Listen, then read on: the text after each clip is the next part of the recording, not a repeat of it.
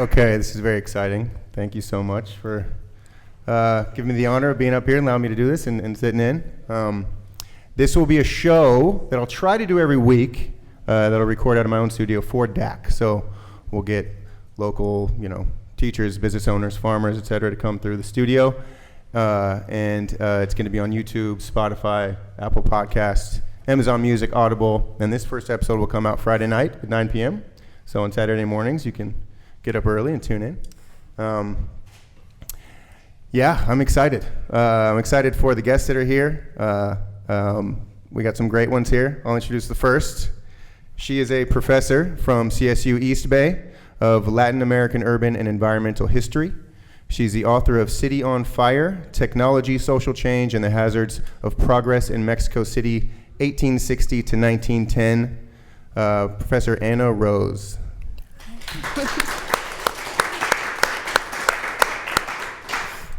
Our next guest I first met 34 years ago in 7th grade history class, 3rd period at Chico Jr. His mom was a teacher. He comes from an esteemed lineage of secondary school instructors and coaches.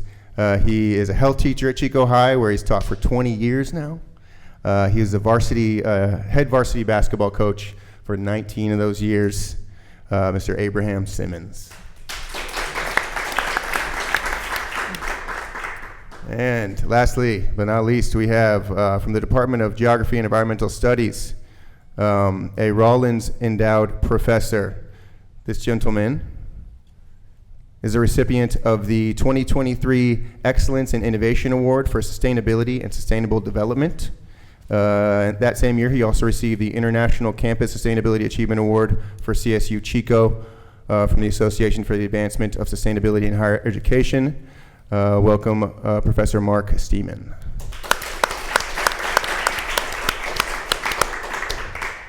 Did I do okay on the intros? Yeah, great. Yeah, great job. All right, let's get in the first question. This is the only one that goes back in time a little bit, so we'll start with it. We'll start with you, Mark. What has changed the most from that final pre-COVID school year in 2019 to the end of this school year in 2026 for you? I think the biggest thing is that online education is no longer an option. It is just part of now the ecosystem of higher education. Prior to COVID, it was this thing that other people did. For those of you who've been on the campus long enough, it was that thing that the satellite was for out on campus for a long time. And now it's something we all have to do. Half of my courses now are online.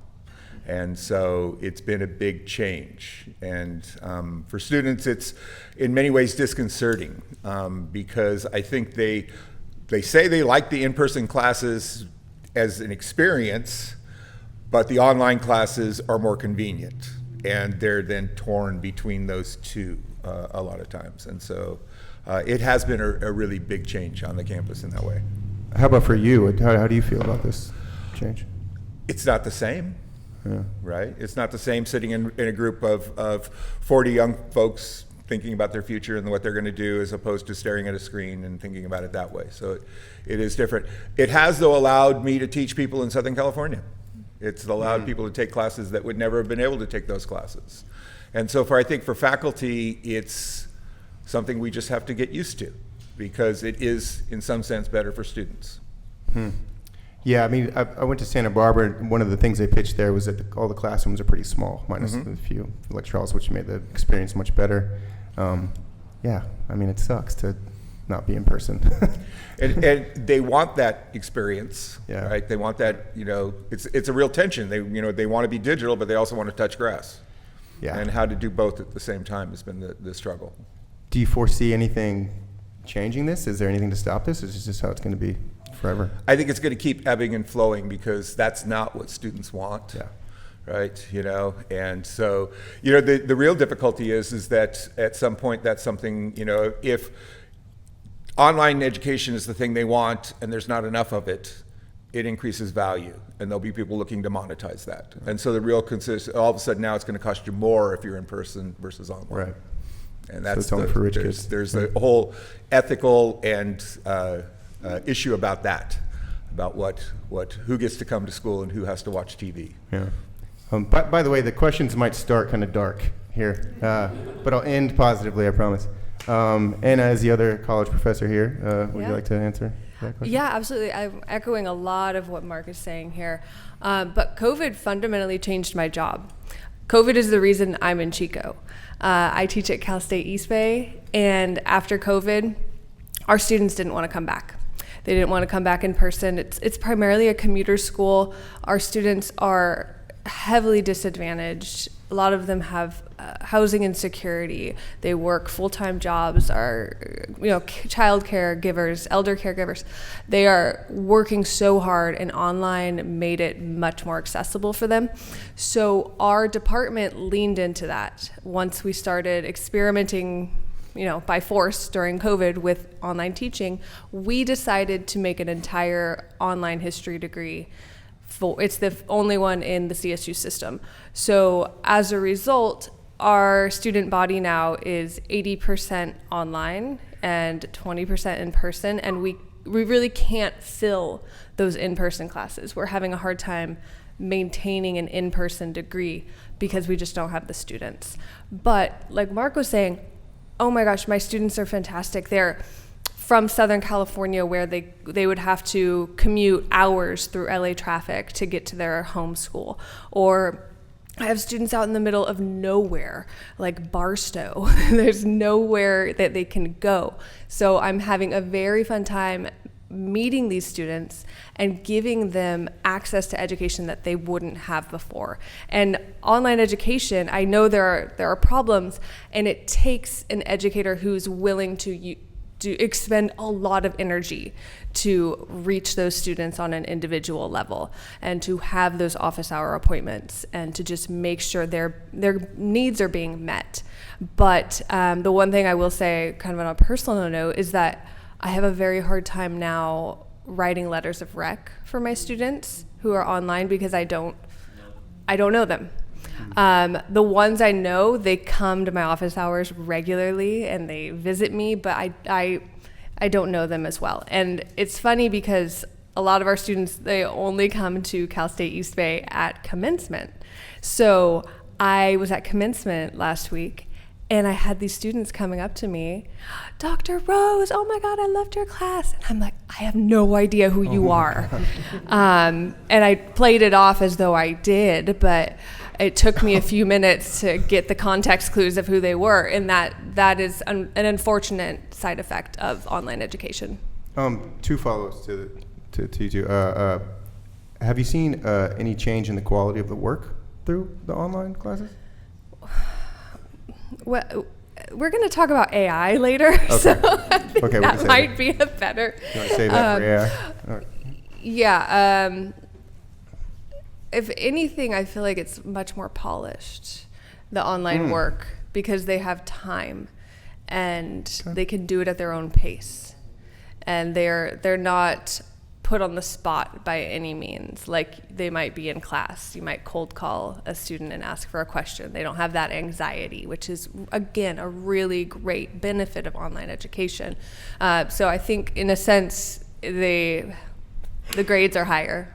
I wonder if the lack of physicality actually causes less students to cram at the end. I was a big wait till the last minute guy. Go and turn it in class. It doesn't. No. My assignments are all Sunday at 11:59 p.m. and they always put them 11:58. Yeah. Do you guys give 48-hour extensions easily? Just kidding. I always give a 1 week grace period. The other question. Wouldn't this theoretically open up opportunities for kids in lower income areas that can't travel, that can't, whatever it does? Okay, that's good. Oh, 100%. Yeah, probably one of my favorites was the dad with 3 daughters who all of a sudden he realized if he's going to raise his daughters, he's going to have a better job. And the only way he could get a better job was to go to school. And the only way he could go to school was go online. And he was just rave about the fact that he was so happy he was able to do this for his daughters. That's awesome. Right? So there are these great, there are wonderful things about it. And there's also people who are, isolating. And it's becoming, part of what they really need is to be in that classroom, and they're not. Right. And that becomes difficult for them. yeah, socialization for young people is an issue across the board, 24/7. Seems like. I Okay. would say my online students are not young. Oh, They are non-traditional. Okay. They are in their late 20s, 30s, 40s, coming back with a clarity of purpose that I have never seen. It's very exciting, actually. tougher economy, more older people going back to school. Yeah. Okay, Abe is the sole high school teacher here. Yeah, my experience is a lot different. I was going to say, you can't do online classes. No, because I mean, we do have some online options, but primarily students are in the classroom. And the biggest change I've seen is attendance rates, chronic absenteeism, students not showing up as much as they used to. And then when they are there, there's some disengagement. I think there's been mental health challenges. You know, during COVID, I think alcoholism rates, addiction rates climbed, and that really had a negative impact on students' home environment. And so now, if they are coming to school, they're coming very much with elevated blood pressure, heart rate. It's hard to concentrate. It's hard to learn. If they're not coming to school, it's hard as a teacher to try to get them caught up, to try to help them, you know, reach where the rest of the class is, because now they're 3 lessons behind, and it's all scaffolded in a certain way. And so that's been difficult as a teacher, and I also feel for the students as well, who've had to go through that. Also, you know, we're funded through average daily attendance. You know, that's how I get my money. And and so when those numbers get down, it's harder to negotiate. Oh, wow. Yeah. What do you do to get kids to go to school when they're not? That's a question that's above my pay rate. But I mean, that your principal must be having that conversation all the time, right? All the time. Yeah, Oh yeah. I mean, we're trying to have conversations, meet the students where they are when they come through the door, try to understand, you know, have empathy for their situation. I mean, Butte County, we have a very high, our students have a very high ACEs scores, adverse childhood experiences.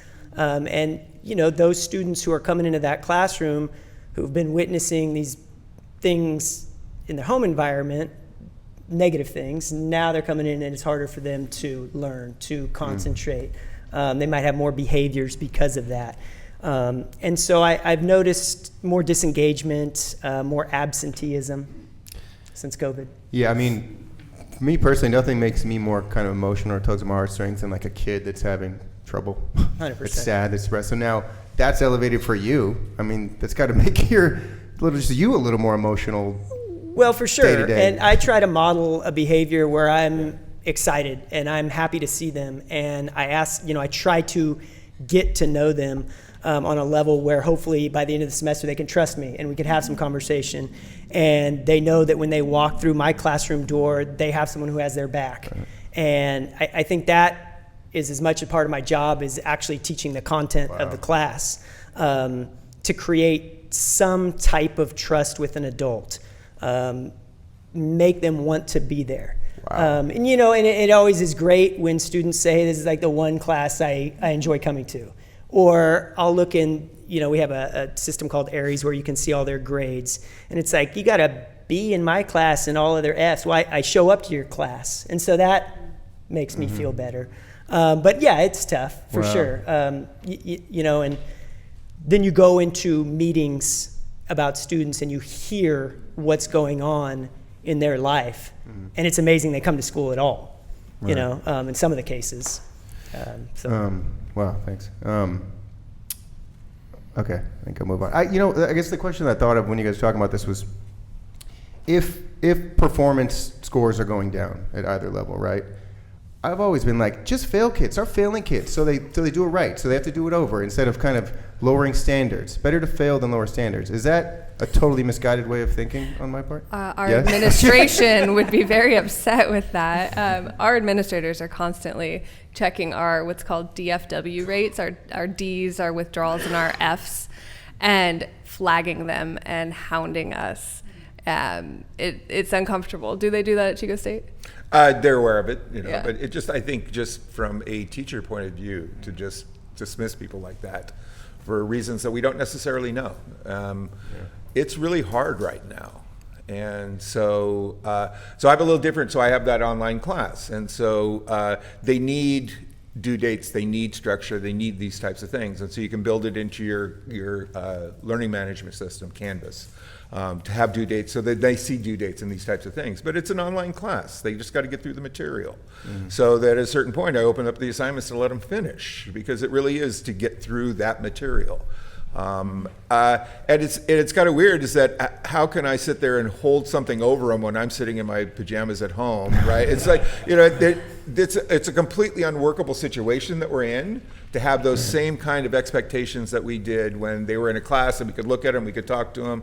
You know, to give you an example, I've been teaching long enough, and we made these pedagogical shifts where we wanted to have a student-centered classroom and student-centered pedagogy. We went from being the sage on the stage, where we told everyone these great things, to this guide on the side that helps them understand what to do. I'm now the coach in the cloud. Hey, try this. Hey, what do you think? You know, there's no interaction really between them in that sense. And so to be authoritative and to be oppressive is not going to do anything. They're just not going to turn it on. You know? You're creating new ways to keep the standard high, essentially. And keep them engaged. Yeah. I've noticed that the class that I teach online is turning a lot more to be about them. Yeah. Right? You know, it's so I teach a lot about climate change and resilience, and one of the classes is, you know, so thinking about this as a society, what are we going to do, all of these things, it's now turned in, how's this going to affect your job, your major, your life, and really making it personal. And I think in that sense, it's better. As a society, we're not talking about our societal problems, that's not good, but we are, for the student, talking about them and personal. What can keep them going. And so it is a different reward system, it is a different motivation system, it's a different system when you're online. Right. And so the same thing, you know, you can't wag your finger online. It just doesn't work. And so what would you have to do? Are you guys, I don't have the exact numbers with me, but it seems that American education across the country is having some troubles.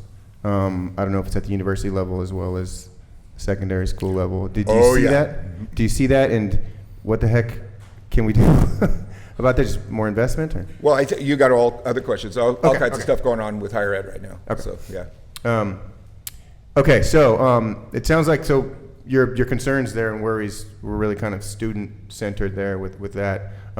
What about for you as a teacher? What are you most worried about in your academic environment right now?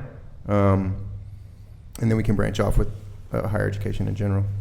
Anna, if you want to start. Oh, yeah. If you talk to any teacher right now, it's AI. That is the number one thing when someone hears I'm a professor, they want to talk about it. How are you doing it? What's going on with AI? And we have an AI question coming up, and my colleagues and I just did a year-long grant that I can tell you about. We experimented with some of it. And it does scare me a lot, actually, the loss of humanity in students' works. Their voice is really gone. And also that our chancellor's office in the CSU system has kind of fully adopted ChatGPT. I don't know if anyone heard about this. They've bought into the system and are forcing all of us to experiment with it. So I think that, you know, having administrators who are not teachers tell you what to do is hard as a teacher. And so I think we see that a lot in politics too, where people who are not teachers are dictating policy that affects us in the classroom. So as long as faculty have some ability to push back, then we're okay. And as long as we maintain our autonomy in our classrooms, I think we'll be okay. We'll talk about that ability to push back a bit. I guess any non-AI concerns, or what are you worried about most? It kind of goes back to my last answer. Okay. Students struggling with anxiety, depression, mental health. What about for you and your ability to do your job as a teacher? Sorry to cut you off. Phones, cell phones are a big part of the high school, atmosphere in a classroom. And, they're on social media, and there's a lot of comparison stress. They feel like they're not fitting in. It's such a critical time in their lives with teachers telling them what to do, parents telling them what to do. Then you got hormones and puberty. And then on top of all that, you give them this device where they can find an algorithm that speaks directly to them 24/7. So they're entertained. It's an echo chamber. So as a teacher, that's very difficult because they can do this when they get bored, but when they're sitting in class, now I have to have a lot of energy and I have to be entertaining. And education is not an echo chamber, right? It's a lot of different perspectives, and it might be a little messy because you find out things that you might disagree with. And it's also a process. And so many students are so used to just the social media, the immediacy of it, that it makes it hard for students to really kind of drill down and you stick with something for a long time, if that makes sense. Yeah. Do you have like attention span exercises that you do?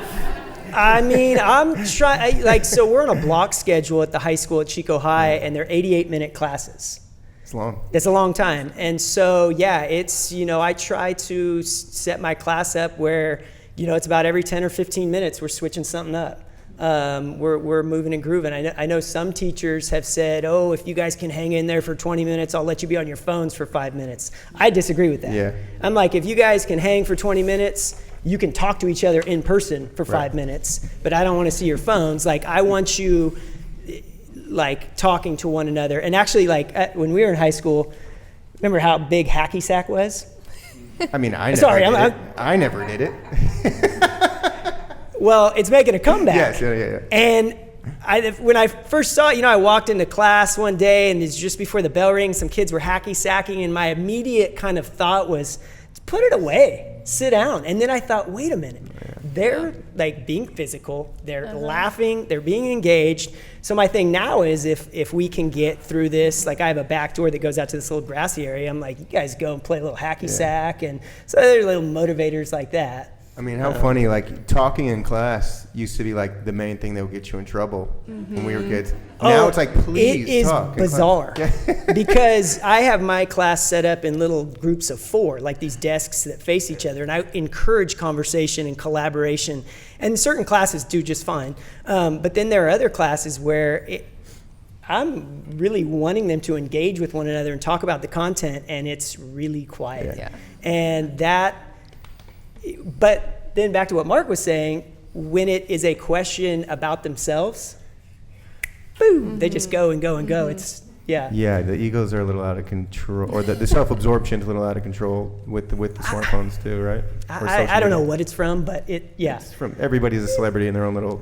I guess, but I also think you're on the airplane and take care of yourself first before you can collectively take care of anyone. Sure. So I'm like, okay, if these guys can take care of themselves, feel good about themselves, then maybe they'll start seeing the wider community picture. But I don't know. Like it. And then Mark, any non-AI, I guess, concerns? Well, I guess just going back to the stress for students. Okay. I have never in all of my years seen young people be so tired as they are right now. Huh. They're just exhausted. They're having to deal with all these different things. They got work, they got family pressures, they've got economic uncertainty, climate anxiety, all of these things. Oh, and hey, let's go to war, right? So all of these things. But I think the biggest concern for me, however, is that college is future oriented. And young people right now just are really unsure about the future. Wow. I mean, the world is crazy right now, right? Why stay in college? Why go to night school? Wow. They don't got time for this now. Wow. Yeah, that's bleak. It's depressing. Yeah. That was a talking. You caught it. I got that. But that's why. Yeah. If there's no future, why spend all this money, all this time on it? Why? Are you answering that question for students? Because it's not. Yeah, and so the answer is, well, it's not going to end. Right. You're still going to be here. Right. Then what? Right? But that is this. The joke amongst all of them is that my retirement plan is catastrophe. Right? The world will end before I have to worry about that, so I don't need a retirement plan. Oh my gosh. And so, well, looking at it from their perspective. Right. So I think that's the biggest one. Is that if you want to continue to have college and higher education, you have to have some reason for them to continue to go college and higher education. A kind of maybe not entirely blind optimism, but it seems like optimism now, instilling some type of optimism that might be a little blind, is the only way to push it forward, right? You just got to say F it and work hard and hope for the best and do what you can. Well, yeah, work hard, do the best, Yeah. go in debt, spend all of this time, right? There's all of these other questions that come along with college. It's not, they're not lazy. They just don't believe in what we're telling them, and for good reason. Okay, so then everything I've heard so far, it sounds like education could just completely change, and it could be something totally new in 10, 20 years. College campuses don't really exist. I mean, the combination of everything that you guys are describing, I guess unless like our political landscape changes in the country and we start investing more in education in a variety of ways. Yeah, I mean, do you think about that, what education's going to look like at the college and high school level in 15, 20 years, and if it will be drastically different or not? Yeah? It will. It will. I started teaching in full-time in 2012, and between now and then it's drastically different. And since then we've had COVID and AI. I just it's not the job I signed up for, and I can't hold on to it like a relic and try to make my students mold to this former idea I had of what education was. That would be ill-advised. Because they are shaping it in so many ways. So we need to adopt. We can't be the typical professor who reuses their lectures for 20 years, We have to adapt. And that's one of the reasons I was experimenting with AI in my classroom, was to try to understand it.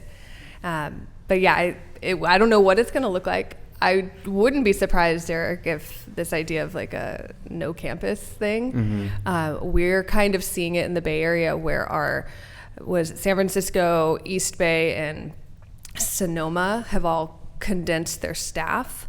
So we now have like human resources for all 3 campuses. So I would not be surprised if we see that at the faculty level and the teaching level in the Bay Area. It would make a lot of sense. Misinformation is obviously a huge thing now. People believe anything and everything under the sun. That must come to your classroom steps. Do you get like pushback from kids that think these ridiculous things, that don't believe you because of what they read on the internet? Is this an issue, or since they're in college, they trust you and they're attentive, or in high school? I teach about climate change. They've been saying this for 20 years. So I get lots of people who disagree. But most people don't come to school and pay all the money just to argue. Right. Okay. So it's nice. That's nice. Mm-hmm. It's much better than the internet at large. Okay. Next question.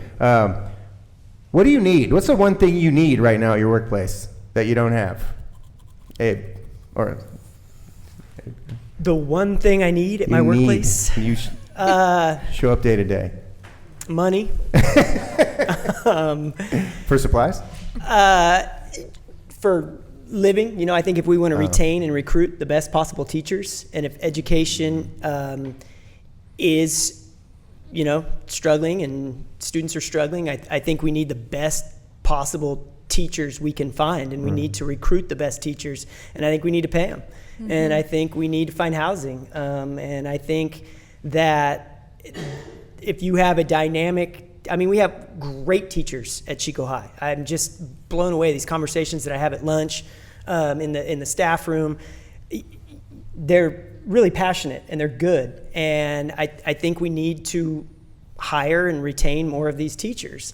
And I think that's going to be the biggest impact on students at the end of the day. I think for students, we need to get them early, in elementary school, and provide as many services as we can, provide an extremely diverse education outside of just what we test on, to get kids to have a spark of fun at school. Mm-hmm. And if we can have those students in elementary school really buy in and think, whoa, this is a fun place to be, it's a challenge because they have so much fun at their fingertips now. But if we can get that implanted in those kids as soon as possible and then get excited about school, I think by the time they get to me in high school, they're going to be more engaged. They're going to feel better about coming to school. So Great Yeah. answer. Anna? Oh, yeah. I mean, I think everyone's going to echo some kind of money Right. comment here. But yeah, mine would definitely be more staff to help.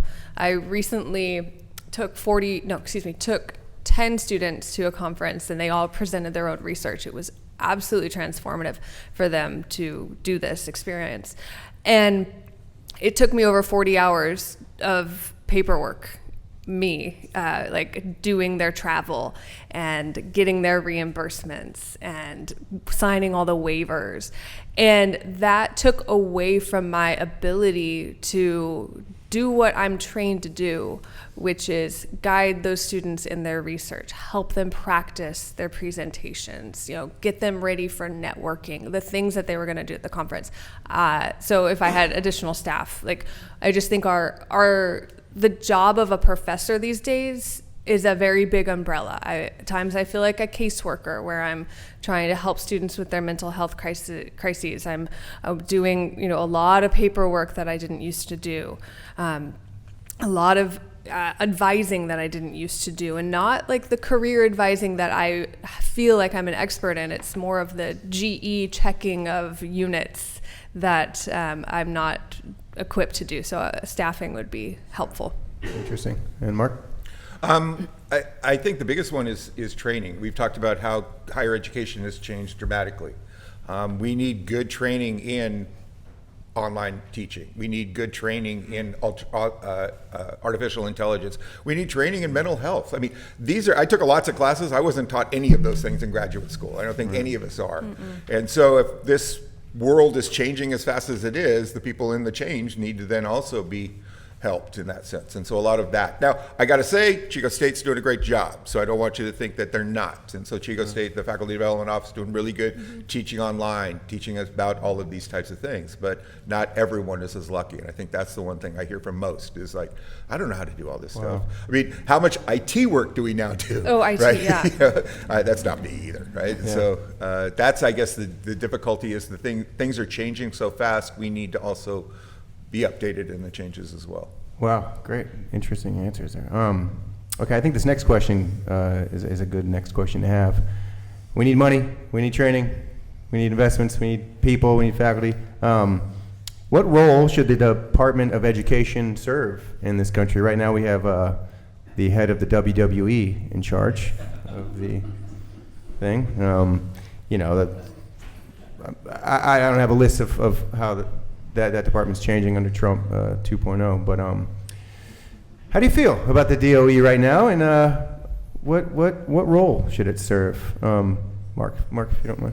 Oh, from where I sit, I'm worried much more about the Department of Energy and what they're doing in the Department of Education. Man. Don't even get me started on the EPA. But I think the Department of Education is supposed to maintain the diversity and the equity of these systems, and I think that's where we're breaking down really quickly right now, is that they're not equitable, and we're starting to see those gaps exposed really quickly. Now, the department doesn't care, but that's what they should be caring about in these situations. And when we have a Democratic administration, are things better in education? Well, I Funding? I do think that it hasn't been as blatantly unequal and discriminatory as it is right now. Right. Abe, do you think about the Department of Education as a high school teacher? Yeah. I mean, I try to stay educated, and I think that the role that they were intended to serve is to help low-income students, to help special education students, to enforce civil rights. And these are our most neediest students who need help. And, that's the role of public education, is to help students, to make education equitable, so then they could be members of society and help and feel better about themselves and feel better about their community. And I think we're weakening that. I believe at McMahon's press conference, she said her goal was to put herself out of a job. Right. And, they can't abolish the Department of Education. That has to be an act of Congress. But they can do just about everything else to weaken it and get rid of those systems. And that's what they're doing. And I don't know. I guess the answer is why. Why are they doing that? And I have my theories. Yeah. Yeah, I got some theories, but maybe that's for another podcast. Right. But yeah, so I just think that, yeah, it is. I don't know if it's. I don't know if I'm feeling the effects right now. Right. But they're definitely going to trickle down in years to come, and I'm sure I'll be feeling it in 5 years from now. And that's what I read a lot online. It's like things happening now. I mean, it's gonna be till 2032 before we even have a chance to kind of get back on track if we can. I'll ask you the same question about the political parties. I see a drastic difference between Democrats and Republicans on education. Do you? Well, I think, typically Democratic administrations have funded education and spoke highly of education. Much more so, Republican administrations talk a good game when it comes to education, but if you look at the funding, you look at the straight dollars, then it's completely different. Right. And so, I guess, to answer your question, it's the money, right? Yeah.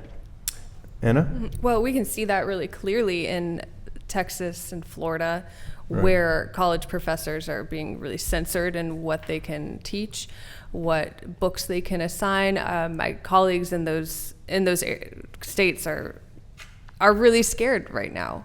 And I think in California, we don't feel that as much. So there might be some changes at the DOE, but we are heavily protected. And by the way, I have taught everywhere. I have Ph.D., will travel. I've taught in Arizona, British Columbia, Alabama, Georgia, and then I made my way back to California, thank God. And so I've seen a lot of different administrations. I've seen a lot of different student bodies, and I'm just so thankful to be in California, honestly. Yes. Have you ever had the chance to shape policy in any way? Have you ever, what can you do as a professor and or high school teacher if you want to make a policy change? Is there an avenue for that? What do you do? For sure. As a high school teacher, me individually, I don't have much say, but we have a very strong union, and through the union, you can take your concerns to union members. We can have conversations that can be brought up with the board that negotiates our contract, that negotiates policies for the district. So, individually, yes and no, but it's because of the strength of our union where I think I feel like I have a say in shaping our local policy. Awesome, interesting. Yeah, but without the union, Dumb question for the professors. Do colleges have unions? Oh, yeah. Okay. We have a really strong one. Okay. Oh, yeah. Hell yeah. Okay, good. And again, happy to be in California. Do you have any examples, anecdotes of times where you've tried to shape policy or influence policy? Oh, absolutely. I feel like we can definitely shape policy at our campus level. Beyond that is more difficult. But there's plenty of opportunities on Senate, or I've been on sustainability committees where we're really shaping general education curriculum and everything that students will take and the learning objectives that they're required to check off in those classes. So I feel like if I want to, I have those opportunities, and I have used that in the past. But beyond the campus, not really. Yeah, on campus, yeah, lots of changes. Larger ones, a little more difficult, right? The union, we'll see. We're about ready to come up to the next question. It's coming here somewhere. You're sneaking it around eventually. But our union has called for the end of the ChatGPT contract. Yeah. So there are ways to then shape system policy in those types of things. So yes. What portion of your day/semester, whatever, kind of do you think about these things, shaping policy, changing policy, that you're actively trying to get something changed at the university? Is it common? Is it constant? It's only when I'm grading and I want to do something else. Gotcha. No, I think we all shape policy every time it hits us. Yeah. We think, oh God, we've got to do this again, and we want to shape policy. But, okay. Well, thanks for setting up the AI question. Let's get into it. Here are the questions I wrote down. How would you summarize your experience? That might be a little too broad with AI. What's the greatest challenge you faced? Any anecdotes? Any interesting stories that you've had regarding AI and students or admin. And then, we'll start there, and the last one follow up after that. Anna?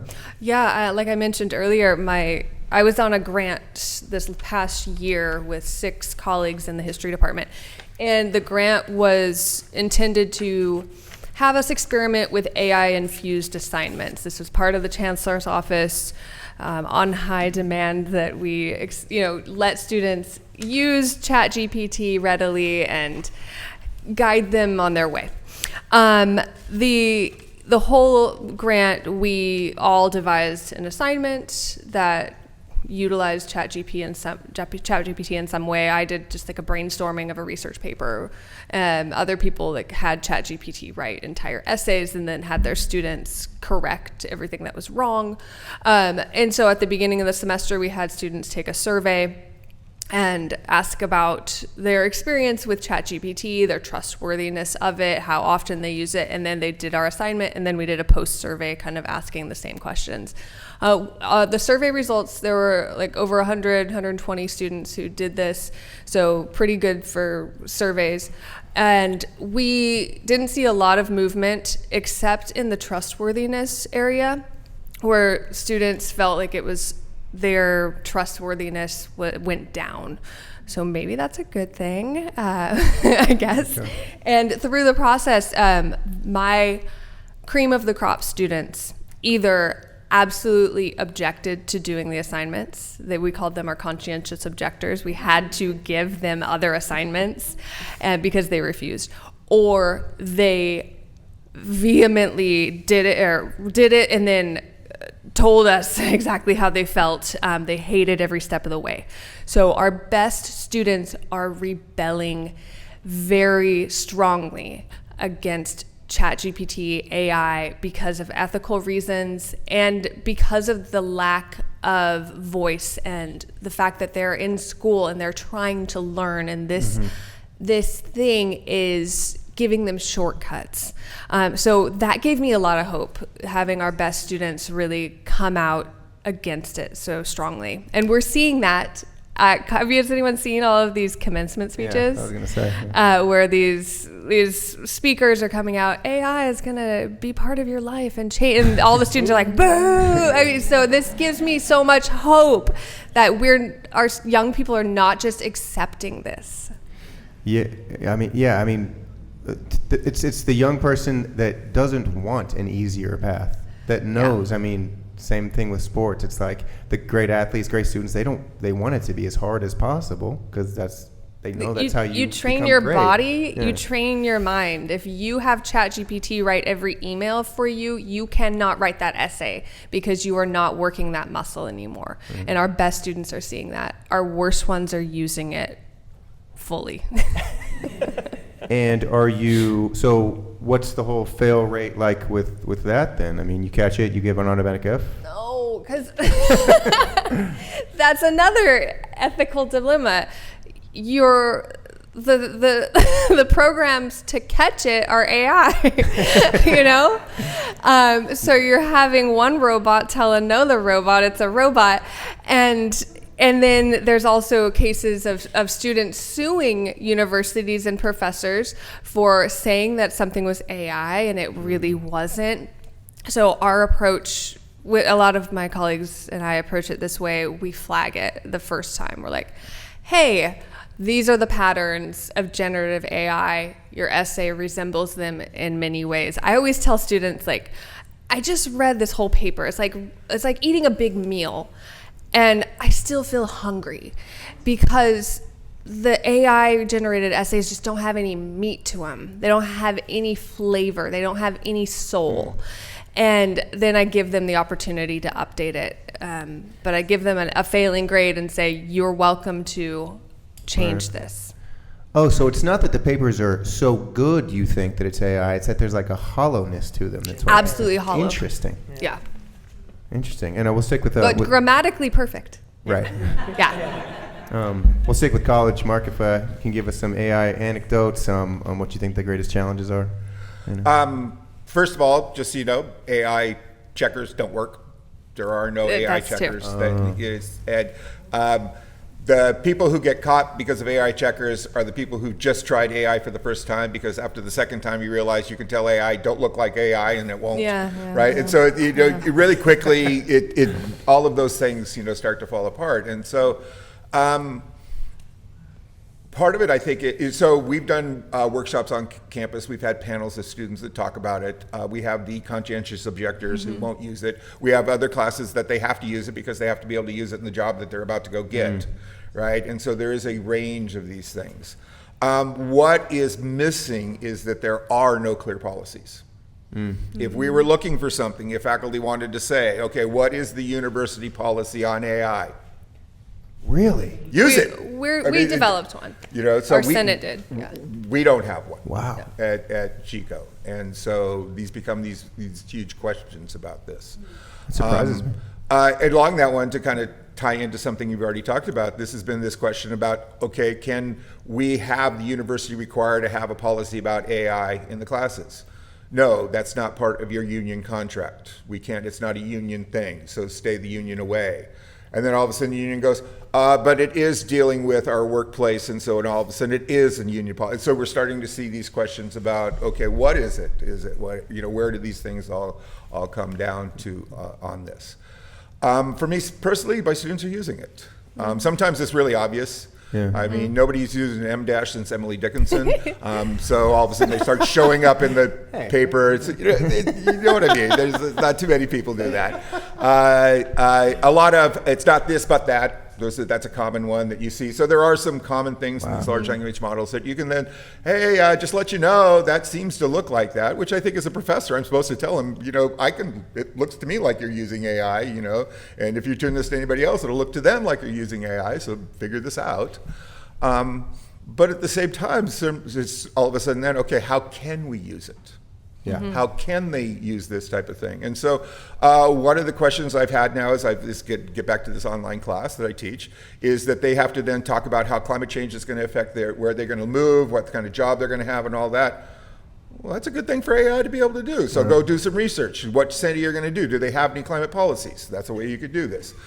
We tell them then to cite that. And so most of the students who come back and are doing it and go, yeah, I used AI for these types of things too, and doing that. What I've found mainly is I have a weekly writing assignment, which would be horrific for an AI, right? Just, it could be generated easily from that. And so what I have them do is I have them read the chapter. They have to take a quiz on the chapter. Then they're going to read this other article, and then they're going to watch a video, and then tell me how they all relate to each other. Now, you can get AI to do it, but it's actually harder than writing. Yeah. And so if you just actually make doing the work harder than doing it with AI, that's a way around it. That's and awesome. so it really is, this is the hard part, it's really rethinking what it means to be an expert in a period of artificial intelligence. Wow. Right? What does that mean as you're going to go out there? And so those are the types of things you got to wrestle with as you're coming back to it. Wow, fascinating. Abe, AI in high school. Yeah, I mean, back to what Anna was saying, I say the same thing to my students, the athletics metaphor. Like, if you're going to be an athlete, you can't get AI to do it. If you want to continue on and go to college, get a good job, you got to train your brain now. That's part of the conversation. And also, when Mark was describing how he has multiple assignments and tie them in together, that's something we've been doing more of at the high school. A lot of teachers are going back to pen and paper. And we're able to do that because we don't have online. And so there's a lot of pen and paper writing, so they can't use AI. But yeah, and again, back to what Anna was saying, the students that want to learn, that are trying to get better, are not going to use it. Yeah. These students that don't really care, they're fully using it. Yeah, just as much as they can get away with. Just a quick aside, they now sell blue books at the bookstore again. Oh, they stopped? So, and that's my thought, is that the no-brainer solution here is just in-class essay for an hour, hour and a half, whatever. That's it. Like, that's the foolproof But if way. you teach I'll online, give you 100 writing assignments, and you look at handwriting, and you tell me that. it's hard. You remember, they don't know how to do cursive anymore, No, right? they And so, The handwriting in the high school is atrocious.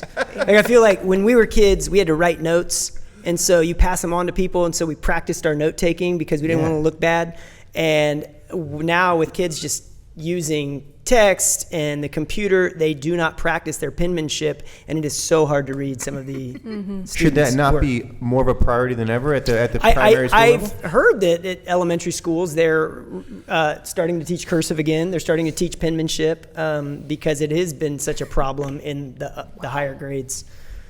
Things have changed in 34 years. It's like hieroglyphs. Like, what I kind of get what you're saying here, but help me out, you know? But you know, the blue book is not going to work online. Right. And so many of Right. our college classes are online now, and a lot of my colleagues are going back to something called an oral exam, where the student has to get on Zoom and answer questions. And I think that's great, and I want to do it, but I have a feeling I'm going to get a lot of pushback for our students who are anxious or who are, you know, feel like they're being tested and trying to get caught. So I'm going to try it. I've never done this. And it's also going to take me hours, you know? I have 3 classes each semester, each have 30 students. I don't know how I'm going to fit that into a day. Well, A lot more video assignments. They just read their AI, though. them Yeah, them but- making videos, you mean? Yeah. They have to do a video assignment. Right. But then they read They their read AI. their AI. Okay, we're 55 minutes in. These things go quick. I promise to end on some optimism. Well, if I could add just one. Please. So the biggest one that just came out was University of Arizona, Arizona State. Atomic was their AI program. And what Atomic did was went and scraped Canvas pages of all their faculty and we're putting together. So part of the joy of AI is that, we can do individual tailored kind of learning examples. And so they scraped the Canvas page, created all of these assignments and didn't ask the faculty. And so now there's all kinds of lawsuits around this one about just and so now faculty, talk about going to Blue Book, now faculty are taking all of the videos off of Canvas, putting them up on their own private video thing, and that's how they're going to, so it's getting real weird out there. Yeah. So all kinds of these questions about what can be done and what can't be done. We've got a number of AI tutors that have been loaded and then taken down off of campuses because of these types of things. So it's just started, folks. Yeah. This is the beginning of this. We are looking at a complete reorganization of education in these types of things. Do you humbly see yourselves as pioneers on a new frontier, and it's up to you to help forge the path forward, trailblazers? I feel like I'm still in the cave with shadows. I'm sorry. Plato's Cave.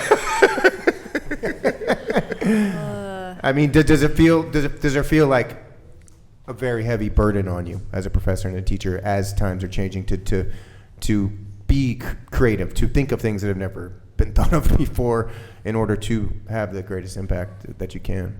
Well, I think if you get into education, you have that ego a little bit, that you're in education because someone created a spark in your life that meant so much to you, that kind of gave you some type of passion. And so I think like teachers are just kind of wired that way, good ones at least. You're always trying to find new stuff, and AI has its challenges, but it also has some, there's some fascinating things that can improve your teaching. So, I don't feel like I'm like trailblazing though. Right. Okay. Yeah. It was a little too egoistic. Give you one more really weird one is that it's also changing what would be a research article. So normally I would do a research article. I would come up with a theory. I might come up with this idea that if with this inputs, I'm going to get this kind of result. And I would publish that paper, and that would just be this one-off. And maybe other people might try it or might replicate it or something like that, but it's in some sense a static program. And now what they're looking at is they're creating programs where they create this theory and they get this information, then they put it in AI, and every time new information comes out, they put it back into this and it rewrites the paper continuously. So it's okay.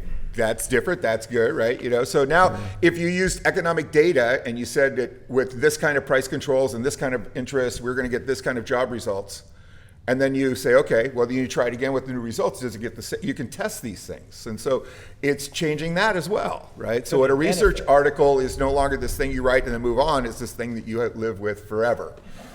Good God. Yeah, exactly. It's all of this is changing. We just graduated an entire class of accountants. Why? God. Literally, that's the one field that AI is just decimating right now. And so we're...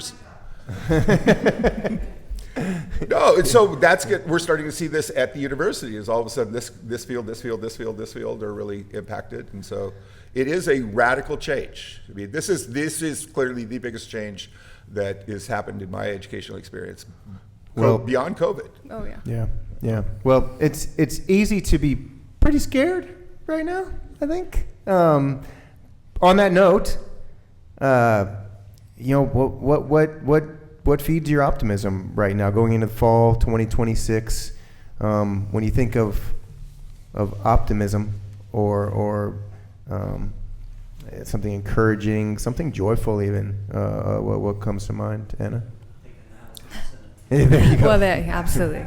Agree. I always try to cling on to a memory of a student from the years past who's really inspired me. And, like I said, it is getting harder when I don't know the students as well. But the students who want to be known, they make the effort, right? And so I had this student working on Latin America, and she was one of the conscientious objectors who refused to use AI.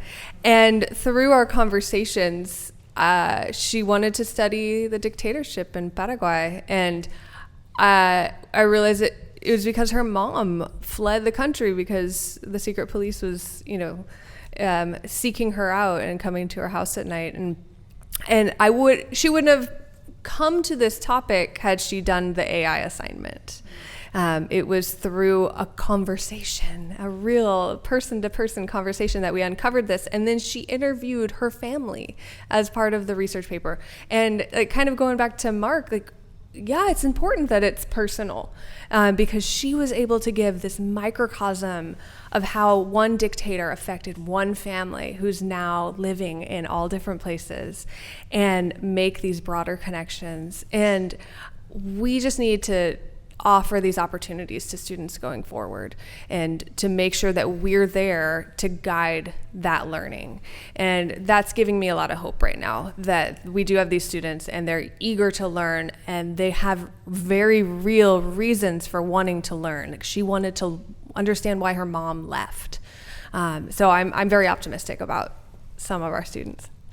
Excellent answer. You must be on high demand for your expertise in dictatorships. Oh yeah, everyone wants to talk about dictators. No, and it's cool. But so many of my students are of Latin American heritage, so they want to know about their families and their past, and so it's great to help guide them through that journey. Oof, I didn't get a chance to ask you about. I'm sure you must have a lot of conversations about ICE. Oh yeah, we do have a lot of conversations about ICE. It was a hard year. Yeah. Abe, what fills you with hope, joy, and optimism at Chico High going into 2026? The students. The kids are all right. They have empathy. They're trying to find their passion. They're trying to find their people. They're good human beings, and yeah, I have a son who's 11, and I watch him and his little homeboys hanging out, and they just have so much energy, and they find things that they're happy about, and and that it does. It gives me hope, and then I go into meetings about policy and be on panels like this, and I get a little discouraged. But no, I'm just kidding. But no, the kids want to find out. Just like Anna was saying, they want to know what's going on. They have this big picture kind of mentality of how do we connect all these dots? And I think that when you still have that creativity and you still have that curiosity, then that gives me hope. Very nice. Yeah. Very nice. Mark? Same, students. Yeah. Even in these really tough times, they care deeply about themselves and creating meaningful lives. And that's just joyful to be around, watching them grow into those things. So that's what gives me hope. Thank you so much. So we've come to the end of the podcast. Is there anyone out there that would like to come sit in this seat, be on camera, and ask a question to any of the teachers? I'm thinking, no? Okay. Can I ask a question from back here? Yes. Okay. Actually, it's for A, because I think a lot of people. Oh, I can. Okay. It's okay. I could fix it in post. Alright. I think a lot of people in this room maybe don't know what a modern classroom looks like. I certainly didn't until I was helping my friend's kid with math homework, and I was like, "Get your math book," and she's like, "I don't have a math book." So, what are all the kids issued Chromebooks? Like, do they have books where they're doing the problems from the back and they have to look up the question? And basically, what is a modern, Yeah. classroom look like? So yeah, I don't have a textbook for my health class. I find articles, videos, different stories about health and whatever it is we're studying, and then I'll put it into. We have a Google Classroom, so each kid is issued a Chromebook in Chico Unified, and at the high school level, they can take them home. That was the policy at the elementary level, but I don't think they let them take them home anymore. But at the high school, yeah. And so any assignment I post in Google Classroom, and we work. I mean, I still print out a lot of things because I want to try and get away from them looking at screens all the time. But then there's so many students that are absent so often that, yeah, it is nice to have a place where they can go and find the information. So I don't know if that answers your question. Yeah, we have what's called what's it called? Like a ViewSonic. It's just like a TV where you can upload slideshows, and there's a lot of information there rather than me writing things. I preload everything. And then I can write on my screen if I want to, show videos. So, yeah. There's no more chalkboards and erasers. Yes, there are. At my campus. Chico High Math Department still has some. Okay. I think one of the things that didn't come up about this when we were talking about AI is the whole access question. So one of the things that's coming up is that the faculty union is saying we should not renew the contract for ChatGPT. Mm-hmm. So right now what it is everybody in the CSU gets a free account to ChatGPT, all faculty, staff, and all students. And it was very expensive. It was very expensive. But if they get rid of it, then who provides it and what is the provision? And so it really quickly is going to become an issue of access, is that all of a sudden now some people do have access to AI and some people don't. And so that's this other kind of question that's going to be coming up in this. So what is the access issues for all these kinds of questions? All right. Professor Stemen, Mr. Simmons, Professor Rose, thank you so much for coming to the first Thank you. DACC episode.